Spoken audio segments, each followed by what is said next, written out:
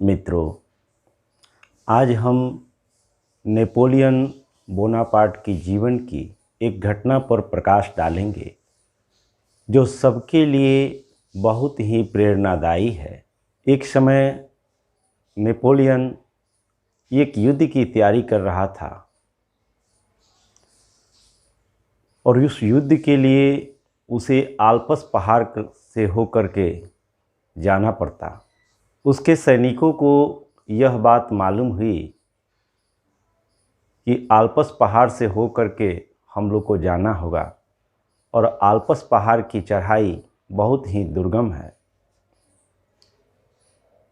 पहाड़ के चढ़ कर के जा कर के फिर वापस आना शायद असंभव जैसा है, क्योंकि कई लोगों से सुनी गई थी कि आल्प्स पहाड़ को पार कर आज तक कोई जिंदा वापस नहीं लौटा।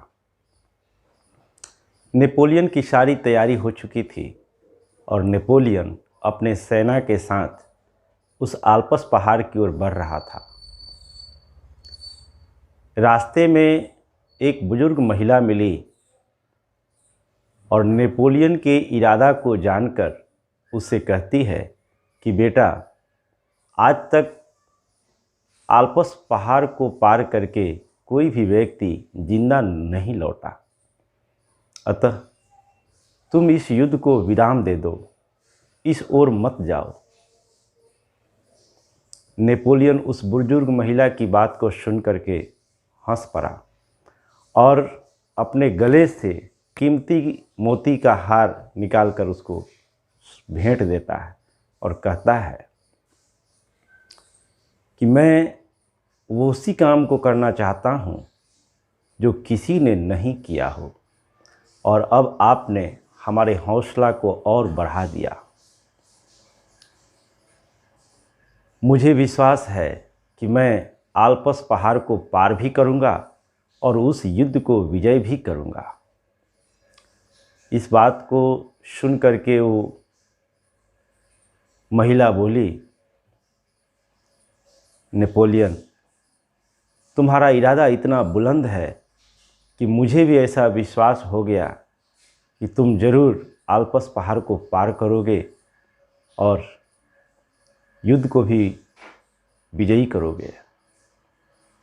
तुम्हारी सफलता निश्चित है क्योंकि तुम्हारा विश्वास इतना दृढ़ है। वो महिला वहाँ से चली गई, लेकिन ये बात धीरे धीरे सैनिकों में फैल गया और सैनिक आगे जाने से इनकार कर दिए।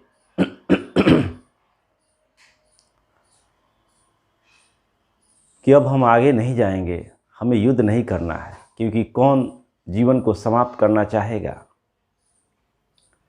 नेपोलियन अपने पूरे सैनिकों को बुलवाया और उनके सामने एक प्रस्ताव रखा। नेपोलियन कहता है कि तुम लोगों में से कितने लोग ऐसे हैं जो आल्प्स पहाड़ को देखे हैं। सब ने कहा कि हमने आल्प्स पहाड़ को अभी तक देखा नहीं है, हमने केवल आल्प्स पहाड़ के बारे में सुना है। नेपोलियन कहता है कि मैं आल्प्स पहाड़ को देखा हूँ और मैं तुम लोगों को ये कह रहा हूँ कि तुम सब मेरे साथ आगे बढ़ो। एक बार आल्प्स पहाड़ को देख तो लो। अगर आल्प्स पहाड़ को देखने के बाद तुम्हें ऐसा लगेगा कि इस पहाड़ की चढ़ाई को हम पार नहीं कर सकते हैं, तो हम वहीं से लौट आएंगे। नेपोलियन की इस बात से सैनिक राजी हो गए और उस आल्प्स पहाड़ की ओर बढ़ने लगे। 3-4 दिन की यात्रा के बाद एक पहाड़ दिखाई दिया, जिस पहाड़ को देख करके सैनिकों ने पूछा कि क्या यही आल्प्स पहाड़ है। नेपोलियन ने कहा कि नहीं, यह आल्प्स पहाड़ नहीं है। इस पहाड़ को पार करने के बाद इससे 1.5 गुना ऊंचा और बहुत ही कठिन एक पहाड़ आएगा, वह आल्प्स पहाड़ है। धीरे धीरे सैनिक उस पहाड़ को पार करने लगे। उसकी कठिन और दुर्गम मार्ग को भी सभी सैनिकों ने पार कर लिया। उस पहाड़ को पार करने के बाद सैनिक एक मैदानी क्षेत्र में पहुंच गए, जहां दूर दूर तक मैदानी क्षेत्र ही दिखाई दे रहा था। फिर सैनिकों ने पूछा कि अब आल्पस पहाड़ कितना दूर रह गया। इस बात को सुनकर नेपोलियन जोर से हंस पड़ा और उसने कहा कि मित्रों, जिस पहाड़ को तुम पार करके आए वही आल्पस पहाड़ था। इस बात को सुनते ही सैनिकों में खुशी की लहर दौड़ गई कि अभी तक हमने आल्पस पहाड़ के बारे में सुना था, लेकिन आज आल्पस पहाड़ को पार कर हम जीवित बचे हैं। और उस युद्ध में उन लोगों ने अपनी इतनी वीरता दिखाई, इतनी साहस दिखाई कि उस युद्ध को भी वह जीत लिए।